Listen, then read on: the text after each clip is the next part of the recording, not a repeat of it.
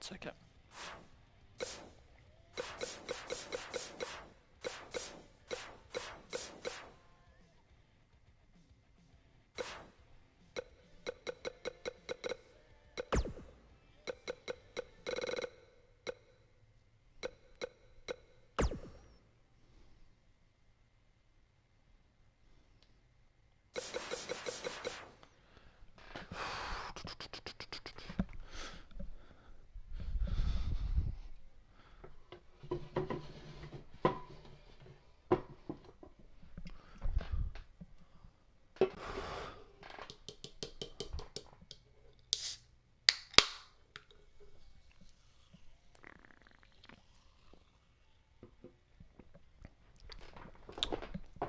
Oh.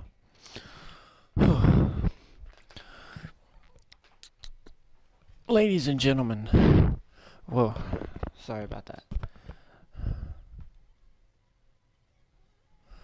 Welcome. Welcome. Just getting my laptop set up, and then we'll get this show started.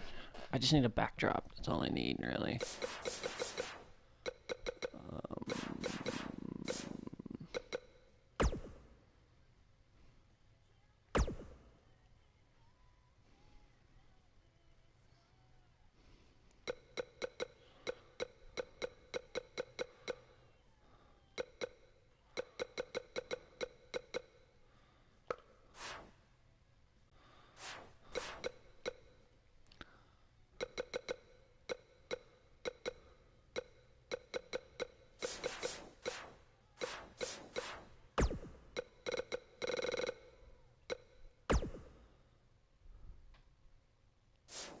I just need like a backdrop.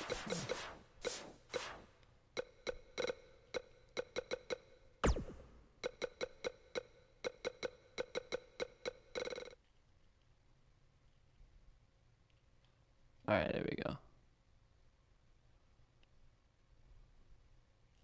We'll start things off. No. It's not what I meant to click. It's not what I meant to click at all.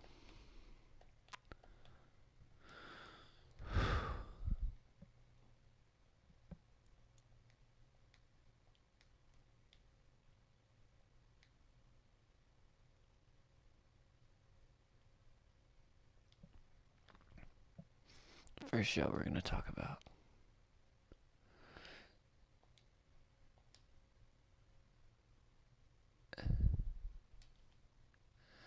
NXT TakeOver. Happened on Friday night. As everybody knows, NXT is the rookie show. Or developmental show for WWE. Run by Triple H.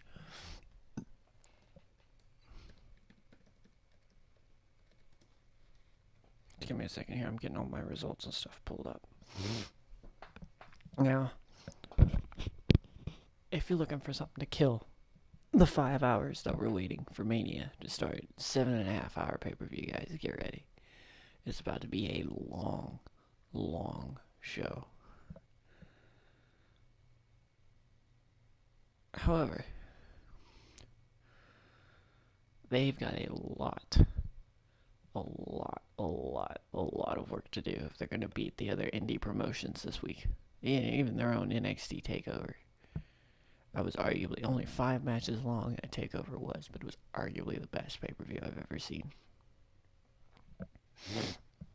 Until I watched G1. But that was just nuts.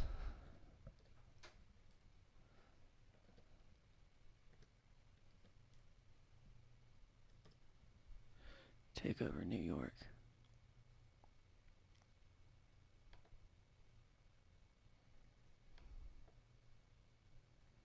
Results, here we go. That's what I needed right here. So, like I said, NXT TakeOver, 5 matches. Well, what match kicked it all off? Well, none other than the NXT Tag Team title match between Hanson and Rowe, the War Raiders, and the surprise team, doing their swan song of Ricochet and Aleister Black. Now, before I break down the match, let me just say, I don't know what WWE is thinking, making these guys wrestle twice in the same weekend. Now, it's not unheard of,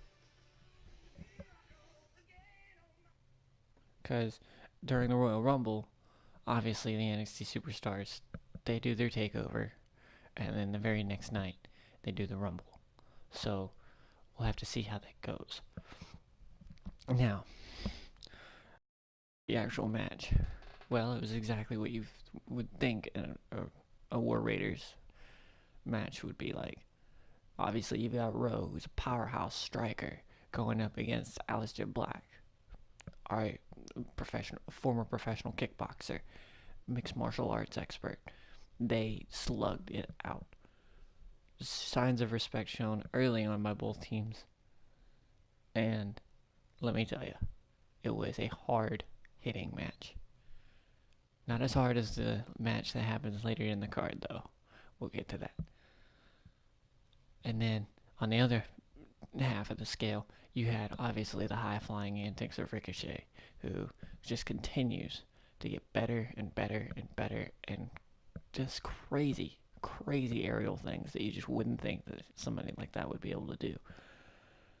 And then there's Hanson, who, for being a 275 plus pound man, is about as agile as a cat.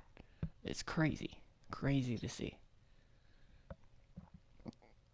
So they went back and forth. Oftentimes, it seemed like that Aleister Black and Ricochet were going to win the titles. At one point, hitting Black Mass and the 630 combo for the pin, and getting a 2 count because Aleister Black got bull rushed back and fell onto Ricochet, breaking the pin. There was near falls after the pop-up power slam by the War Raiders. I don't know what they call that move. Went back and forth. You couldn't really decide who was going to win. Obviously, with it being their last match in NXT, and they said that, it seemed it was odd because it seemed really likely that they were going to win the titles, Ricochet and Aleister Black. However, at the very end, Ricochet went to the top rope one more time. Aleister Black got thrown out of the ring. Ricochet was going for the 630, hit the mat, just missed completely because Rowe pulled Hanson out of the ring. When Ricochet splatted, he sold his injury as a back injury, and he tried to get up but couldn't, so he fell back down, and that left the War Raiders to slide back in, hit Fallout 1, 2, 3, still your NXT Tag Champions, the War Raiders. They did a bow in the middle of the ring. Both teams showed signs of respect at the end, and because it was a swan song for Aleister Black and Ricochet in NXT, they got the standing ovation from the crowd. Everybody was saying thank you, cheering, clapping, you name it. Ricochet was crying. It was just a really, really good, heartfelt moment to kick off the pay-per-view. If I had to give that match a star rating, I'd give it probably 4 stars. Definitely could have been better. Um, did seem a little rushed at the end, possibly. There was an injury scare with Ricochet. Like I said, whenever he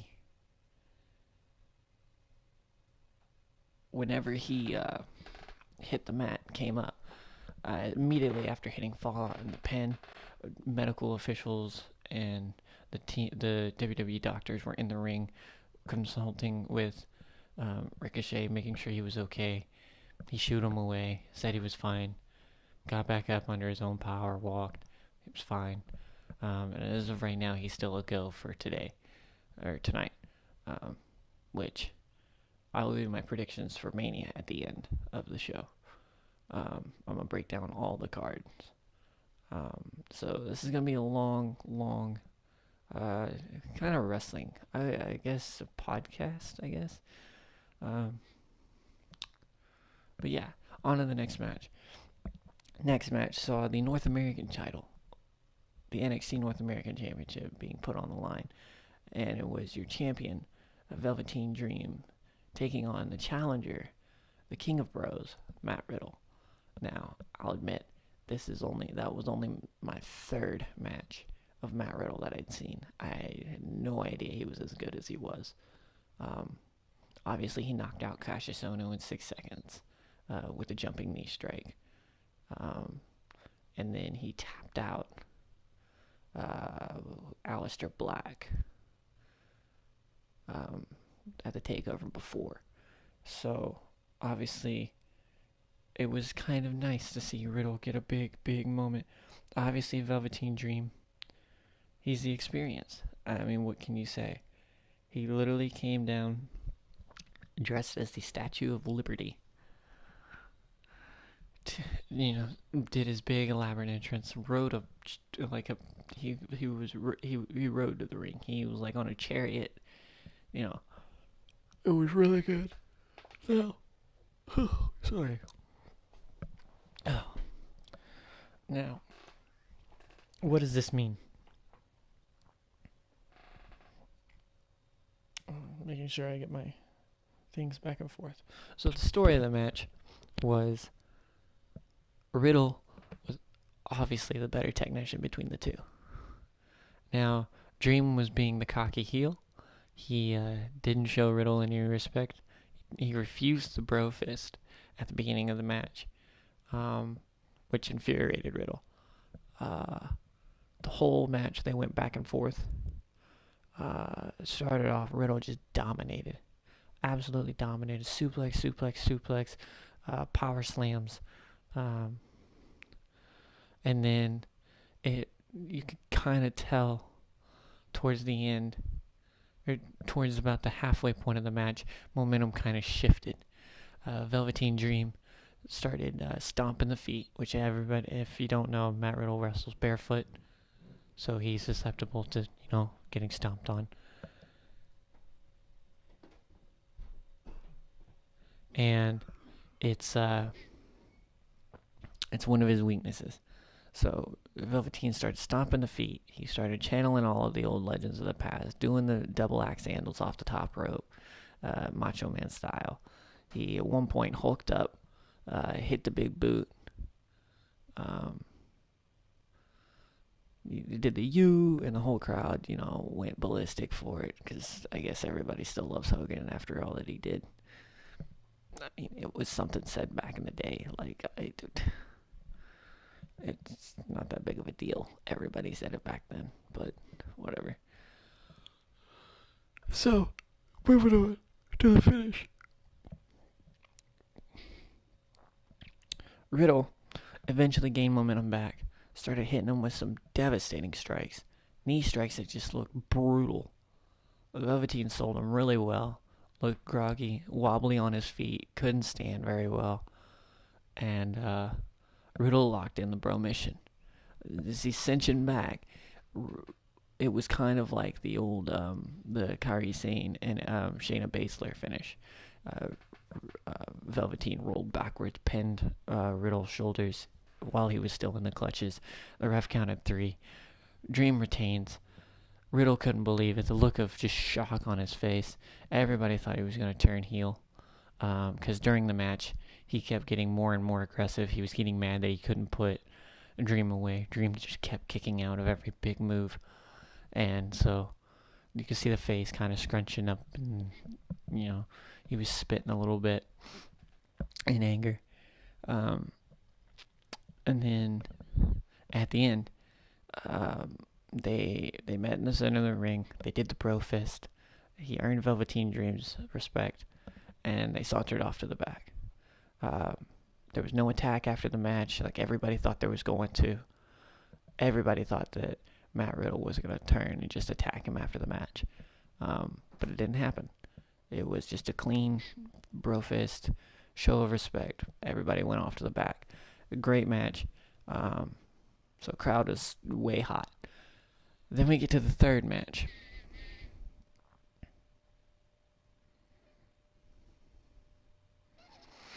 which was the United Kingdom Championship. And oh my goodness. You want to talk about a stiff match as far as how hard people are hitting each other. Pete Dunne versus the Austrian Nightmare, Walter. Yikes. The match went exactly as you thought it would. If you know any of those two, there was a lot of finger spots. A lot of people complained that there was too many finger spots. I personally didn't think it was that bad. It made sense because Walter's known for having these just massive, massive chops. He hits them, they sound like gunshots. And the way Pete Dunne was selling them was like they were bullets hitting him. Like he was actually like, going down to the ground every time he got chopped. It didn't stay standing for one, which made Walter seem so good. Eventually, so the match pretty much went with Walter dominating Pete Dunne for first couple minutes. Pete Dunne couldn't get any offense and just couldn't get going. Every time he tried something, Walter was just either too big, too powerful, or too cunning. Couldn't really tell who was heel, who was babyface here, till about towards the end. Walter was getting frustrated that it was taking so long to beat Pete Dunne, so he started stomping on him and kicking him in the head and, things like that. Eventually, momentum shifted. Pete Dunne started getting his normal offense in. He started going to the fingers, breaking the fingers, which, he did it like 7 times, I think. It might be an exaggeration, 5 to 7 times. I saw him do the finger break part. But that's part of his game. He's a joint manipulator. He bends things backwards and stomps on them, and that's just how he wrestles. He's old school. A lot of critics said that the finger breaking spots were too predictable. There were too many of them. I thought they made sense because, are you really going to chop somebody if your fingers are broken? Because, you got to keep your fingers together for the chop. And then once the impact hits your hand, that's some pain going through your hands. And Walter showed it. He would do the chop and he would start immediately just holding his hands. Holding his fingers. So it was really well told.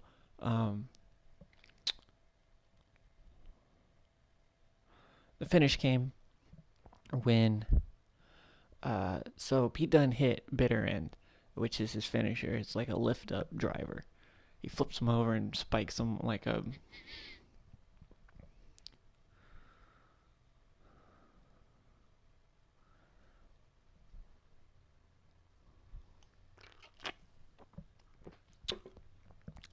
but so he hit bitter end. Walter kicked out. Pete Dunne lost it. Couldn't believe it. Tried to hit it again. Walter countered it. Hit a German. Pete Dunne sold it like he'd just been dropped on the top of his head, because he really did. It looked bad. And then they went to the top rope. Walter hit a power bomb.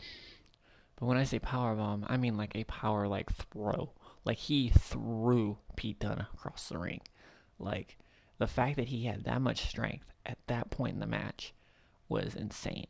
He literally just chucked him. Pete Dunne almost went corner to corner. Like it was insane. And then it went for the cover, kick out at 2.5, literally closest to a 3 that you could get. Like 2.8. And then that arm came up. Walter then went to the top rope, hit a big splash, which he's a big guy. Like he's 300 pounds. And so when he hit, it was over. 1, 2, 3. Your new United Kingdom champion, Walter. Pete Dunne rolled away. He was helped to the back. And Walter just looked dominant. Now, what does that mean for the NXT UK brand? I don't know. I think that we could be seeing a very, very long reign with Walter. He has the potential to be a heel. Even though right now he's kind of in that in-between. He's not a babyface, but he's not a heel. He does some dirty things, but at the same time, the crowd's behind him. So, he's kind of like an anti-heel, I guess. So, we'll see where he goes from there. Overall, that match was really good. Like I said, wrestling may be fake, may be scripted, but the way those guys were hitting each other, like there was some real pain going on. Now, on to the fourth match of the night, and that is your Fatal 4-Way for the NXT Women's Championship. Shayna Baszler, your champion, defending against Io Shirai, Kairi Sane, and Bianca Belair. What a match. It was so fast paced because the Walter Pete Dunne match was not a fast paced match. It was a slow, grinding, technical, hard hitting um, spectacular spectacle. Um, I'm trying to think of how this match started. So the whole story, basically, of the Fatal 4 match was Sky Pirates, which is a tag team of Io Shirai and Kairi Sane. Every time they were in the ring together, they dispatched Shayna and Bianca quickly because they were a tag team and those two were not. They weren't working together, but the Sky Pirates were. But then it shifted. They still worked together, but at one point, Io Shirai or Kairi Sane had the match won. She hit the insane elbow, was going for the pin. Io Shirai broke it up. The look of heartbreak on Kairi Sane's face at the time was just beautiful. Well, beautiful in a storytelling way. So fast forward a few more minutes later, Io Shirai hits all of her big moves on Bianca Belair, has a chance to pin her. Kairi Sane breaks it up. Now they realize that they have to fight each other, and they just start going at it. They start throwing forearms and clotheslines and drop kicks and DDTs. And at one point, Kairi Sane hit a tornado DDT off the apron onto the floor onto Io. That was nuts. Io hit a cannonball or cannonball senton onto Kairi on the outside. Um, and then once these two started fighting, the focus kind of shifted back to Shayna Baszler, Bianca Belair. Bianca took Shayna into the ring, took her out, hit her with a KOD. Shayna kicked out at 2, rolled out of the ring to save her title, and then Kairi Sane got back in along with Io Shirai. They went to team up. Bianca was ready. She stacked them both up top on the top rope for a double KOD off the top. It looked brutal. They both landed on each other, went rolling away.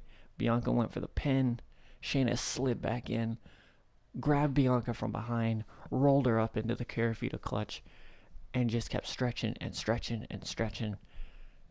And eventually, she had no choice but to tap. And still, your NXT champion, Shayna Baszler. What does this mean moving forward?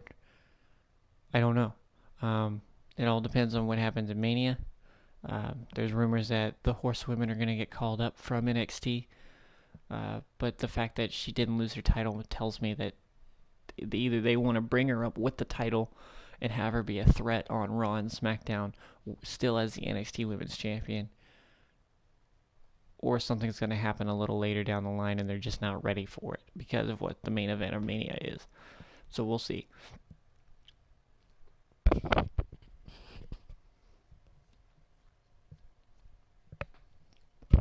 Overall, great match. Sky Pirates, probably still your number one contenders, I would say. There's rumors that the NXT brand is going to get tag titles. Now, what do I think is going to happen? I think that the Sky Pirates are eventually going to become your women's tag champions. Do I think they're going to be just for NXT? I don't know. They could be part. They could be part of the call-ups. They didn't act like it was the last match. There was no standing ovations at the end like there was with Ricochet and Aleister Black. So if they get called up, it'll be a shock. But we'll see. And finally, moving on to arguably the best match of the night, by far, which was the NXT Championship on the line. Adam Cole versus Johnny Gargano. 2 out of 3 falls. Basically winner take all. And it went exactly as a 2 out of 3 falls match should go. Johnny Gargano came out full babyface. He wasn't still the confused heel that he had been when Ciampa was his tag partner. So it was really nice to see that Gargano was full babyface here. Adam Cole, obviously heel. Arguably the best heel in the business. They went at it one-on-one. It went back and forth, back and forth. Adam Cole got the first fall, I want to say, within 10 minutes.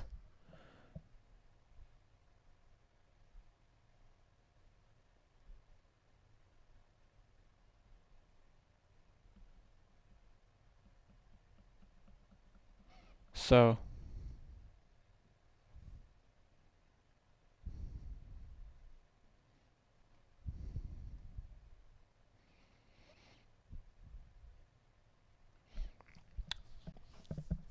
how do I want to start this one? This one's hard to break down. So, normally 2 out of 3 falls is exactly as it says. You have to win 2 falls out of 3. Now, normally what happens in a 2 out of 3 falls match is exactly what happened. The heel wins 1, the babyface wins 1, but they win in different ways. So, Adam Cole dominated Johnny Gargano in the beginning. They went back and forth. They started off evenly matched for about 2 minutes, and then Adam Cole took over. Started attacking body parts, targeting the legs, targeting the arms, targeting the head. Good gosh, Gargano's face. At one point, Gargano was busted open after taking a face bump off the ring post that it didn't look like he got his hands up for. But when you go back and look at it, he kind of got his hands up, like they were like halfway up. I don't know. Either way, he was split across the eye, blood running down his face. It wasn't too much. But obviously, in today's era, you're not allowed to bleed unless you've got authorization. So the referee pulled out his blood stopping kit and stitched him up real quick, and so there was that. Gargano hit the last shot, or not Gargano. Cole hit the last shot on Gargano to take fall number 1, and so Cole went up 1-0. Next, you had your second fall, which was still Adam Cole dominating. He controlled most of the match until Gargano started fighting back, and he eventually locked in the Gargano escape, and Cole tapped out quickly. Just as soon as he had it locked in and pulled once, Cole tapped. Obviously, to save energy, he didn't want to be too injured going into the third fall, so now they're tied 1-1, and from there, everything went crazy. These two hit each other with everything they had. They channeled each other's moves. They channeled Gargano channeled Ciampa's moves. Hit the fall-away slam from the top rope into the world or something it's called. I don't remember what it's called. But he hit that off the top rope. Cole kicked out. Cole did the DIY super kick. Hit him. Gargano kicked out. At one point, the ref took a bump, and that allowed the Undisputed Era, the rest of Cole's stablemates, to get in the ring. I don't know why you're hearing me breathing, but Kyle O'Reilly and Bobby Fish hit them with their tag finisher. Gargano still kicked out. Cole lost it. He couldn't put Gargano away. Gargano just kept fighting back and kept kicking out and kept kicking out and kept kicking out. Eventually, Gargano took out all of the Undisputed Era, bounced Bobby Fish off the ring post, did a tornado DDT on Kyle O'Reilly, and then threw Roderick Strong. No, Roderick Strong hit the post. Bobby Fish got thrown into the barricade, and then he hit a tornado DDT off the apron onto Kyle O'Reilly. So he dispatched the entire Undisputed Era, slid back into the ring, got immediately hit with the last shot, and everybody thought it was over. Everybody was mad. Commentary was like, no, damn it, no, not this way. Gargano kicks out. Crowd goes ballistic. Cole freaks out. He has a look of just absolute disbelief. He's yelling in his face now, telling him he's worth nothing. He's never going to win the title. And Gargano just kept fighting, wouldn't go away. Cole hit the Panama Sunrise, which is his second rope Canadian Destroyer, where he jumps down and flips him into a Canadian Destroyer. Gargano kicked out of that. And Cole, in the midst of his disbelief, allowed himself to get locked into the Gargano escape. He was mere inches from the rope, and Gargano did the old babyface thing where you roll the heel back into the middle of the ring and then just wrench back really, really hard. And he did. Cole lasted maybe a few more seconds inside the submission and then finally tapped out. Your new NXT champion, Johnny Gargano. Finally, he wins at an NXT TakeOver. It was a great moment. The crowd went ballistic. He was celebrating in the crowd with his family. Candice LeRae, his wife, came down, celebrated with him in the ring. They were walking back up the ramp. They did the little subtitle at the bottom where they show the copyrights and things like that.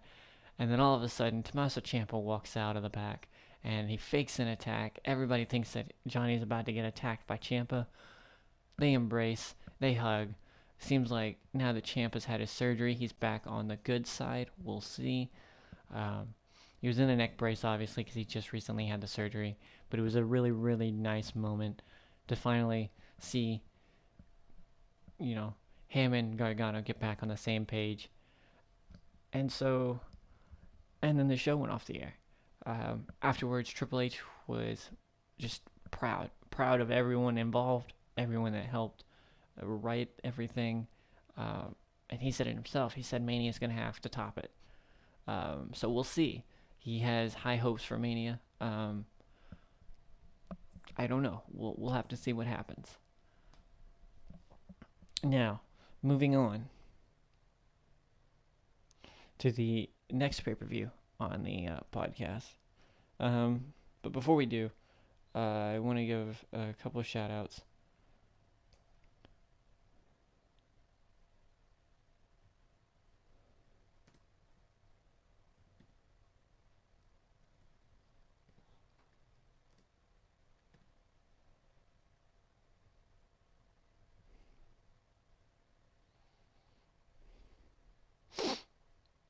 Give me a second, I'm pulling up my results from the G1 Supercard. Now, I did watch this pay-per-view last night.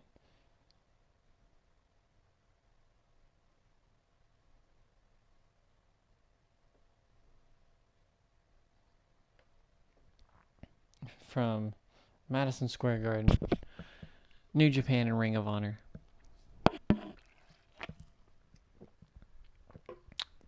They put on an insane show. Was it better than TakeOver? I don't know. I could take 5 matches from the G1 Supercard and put them up against the 5 matches on TakeOver and say, yes, it was better.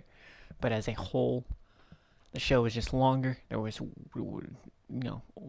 too many things going on.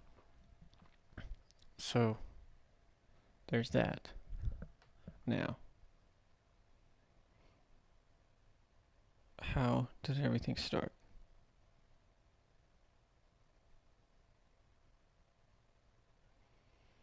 So, the New Japan Ring of Honor G1 Supercard started with the traditional Honor Rumble, which is they just get anybody who doesn't have a big match on the card, and they basically can put them in the Rumble. So, you had Kenny King, entrant number 1, Minoru Suzuki, and entrant number 2. I'm not going to break down all the entrants because that's 30 names. I'm not going to name all 30. But it was your traditional. Anybody from New Japan who didn't have a match on the card was in the Rumble. Anybody from Ring of Honor that didn't have a match was in the Rumble. A couple people that had matches were in the Rumble. Bully Ray was one.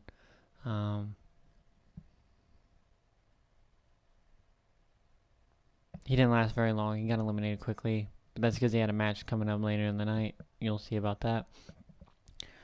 So who were the biggest? Who were the biggest surprises? Number 22, Jushin Thunder Liger, the legend, the immortal, on his retirement tour. Is basically what this is, because he's retiring at the Tokyo Dome this year. So this upcoming Wrestle Kingdom is going to be his final match. We'll see who it's against. So he was in it. 27 was Toru Yano, who then came out, looked like he was going to get in the ring. He was stood up at the top of the ring. It looked like he was going to walk down, and then immediately changed his mind, ran over to commentary, grabbed Colt Cabana, who was on commentary. Everybody knows Colt Cabana is an indie legend, a Ring of Honor staple, and he handed him his elbow pads, said, "You go, I'll be here." And so Colt Cabana came in to a loud ovation.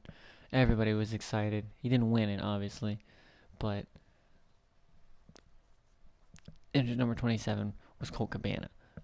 Toru Yano was on commentary. It's kind of funny because everybody knows he doesn't speak English too well. Just because, not because he can't, but because he's from Japan and he doesn't know the language too well. But he was doing his best. He was being funny, saying funny things, cheering on Colt Cabana. And then we hit number 30. And number 30 was an entrant who I don't think anybody thought of. It was the Great Muta. Now, the Great Muta is in his 60s. For a 60-plus-year-old man, he looked really good. Now, he didn't obviously take too many big bumps or anything like that, because he's 60-something years old. But he came out, huge ovation, crowd blew up. You would have thought Stone Cold walked through the curtain. It was loud. Muta came down, nobody could believe it, they thought it all was a swerve. And then he walked out in his full headdress, head to toe. It was wonderful. Got in the ring. He started dispatching people. Liger was dispatching people. We got down to the final 5, which was TK O'Ryan and Vinny Marseglia of the Kingdom, which is the tag stable of Matt Taven. They're a bunch of heels. And you had Tomohiro Ishii, the Stone Pitbull, the Great Muta, and Jushin Thunder Liger. Ishii went to eliminate Matt Taven and TK O'Ryan and Vinny Marseglia with a double clothesline over the top. They back body dropped him. He was eliminated. So your final 4 was Muta, Liger, and then the 2 stablemates of the Kingdom. Liger dispatched TK O'Ryan. Muta dispatched Vinny Marseglia. Without the mist. He didn't miss him yet. And so the crowd blew up because it was Muta and Liger at the end, squaring off. And everybody wants to see that match one more time before Liger retires or Muta retires. It was slow, obviously, because they're old guys. But everybody was on the edge of their seats for it.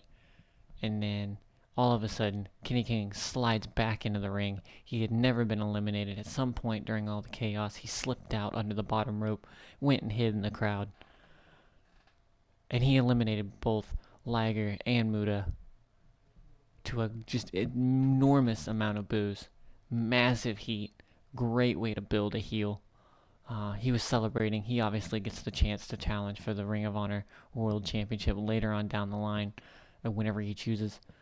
It's not like the Money in the Bank, but he has to announce it before he does, so they can build it and promote it, But everybody was booing him. He was celebrating. Liger got back in, hit him with a shote, spun around. Muta missed him, which was kind of sad because the cameras almost missed the Muta missed. And he hit him with the Burning Red mist, too. And Kenny King sold it like he had just been, pepper sprayed, which it's pretty much the effect of it. It burns. And so he was sitting there rolling and flopping and rubbing his eyes. He couldn't get it out. And Muta and Liger took a bow in the middle of the ring. Everybody gave him a standing ovation. They went off to the back. So yeah, that's how the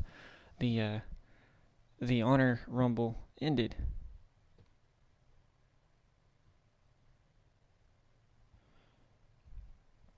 So next is the first match of the card. And what a match to kick it off with.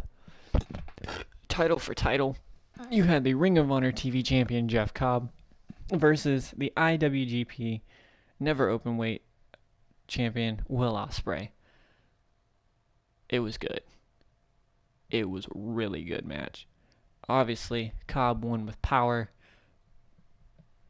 and Ospreay tried to hit all of his aerial stuff, hit him with everything he had, literally. The downfall came when Ospreay got overzealous. At one point, Ospreay went for the Os Cutter.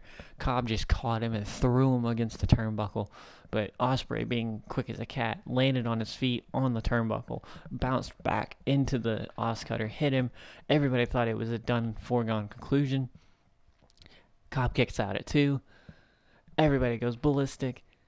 And then Ospreay, knowing that a normal Stormbreaker, which is his lift-up corkscrew driver, wouldn't put Cobb away because he's a bigger guy, decided he's going to do it from the top rope.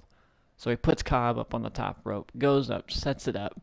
Cobb reverses it, picks him up, and hits Tour of the Islands, which is his follow-away slam off the top rope. Yeah. And then he picks Ospreay back up, hits an actual Tour of the Islands in the middle of the ring. 1, 2, 3.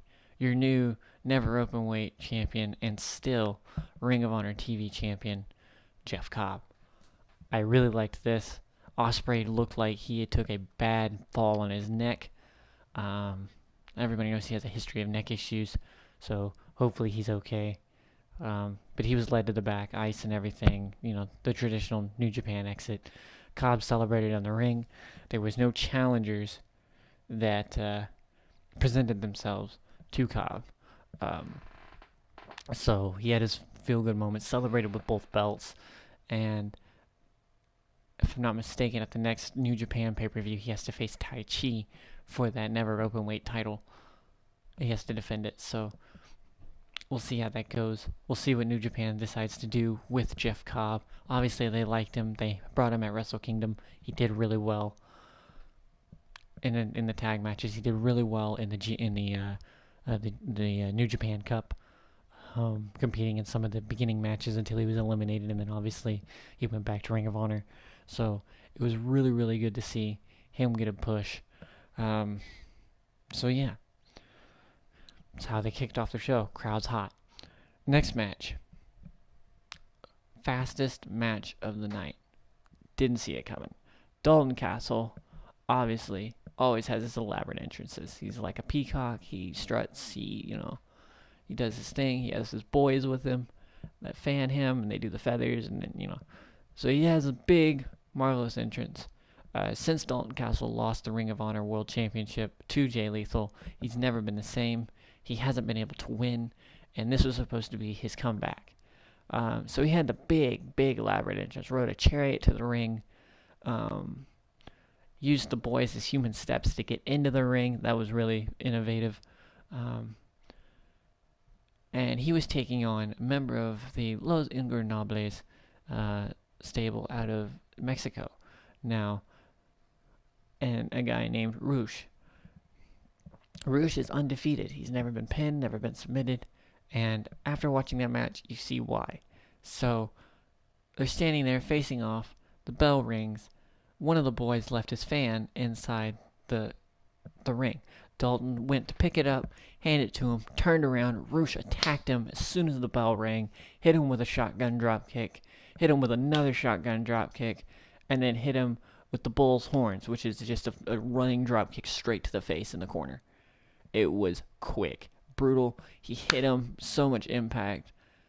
It was loud. I'd never heard a shotgun drop kick so loud in my life. The boots hit clean on the face. You could tell Dalton never got his hands up. He rolled over, pinned him 1, 2, 3. Rush wins, leaves. Dalton loses it. He cannot take it. The boys are trying to console him in the ring, trying to, fan him off. It's okay. We'll get back to it. He snaps. He attacks the boys. He power slams one of them. He kicks the other one while he's down. and just kind of goes off to the back, leaving the boys broken and beaten in the ring. Um, what does this mean? I think this is a fully fledged heel turn for Dalton Castle. I think he's done. He's tired of losing. He's snapped. He's gone crazy. I think it'll be interesting TV to watch um, from here on out. Rouge, I can see why he's undefeated. He's just a physical freak, ripped head to toe. Just he has speed, and that was crazy speed. Didn't see too much though. I need to see other matches of him to see why he's so good. Um, Obviously, WWE was courting him for a while until Andrade Cien Almas stepped in, who used to be his old stablemate, and told him, "No, don't come here. Go to Ring of Honor instead." And so Roosh is now part of Ring of Honor. We'll see how that goes. I wouldn't be surprised if he has a title soon on him. So we'll see how that goes. Uh, Next match was Kelly Klein versus Mayu Iwatani for the Women of Honor title. Um,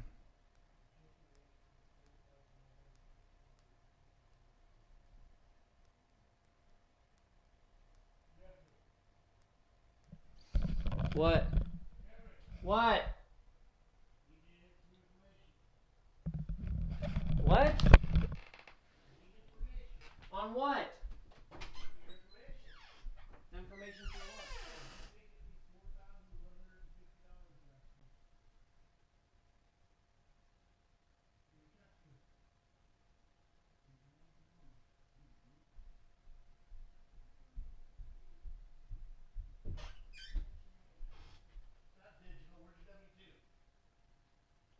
Got rid of it?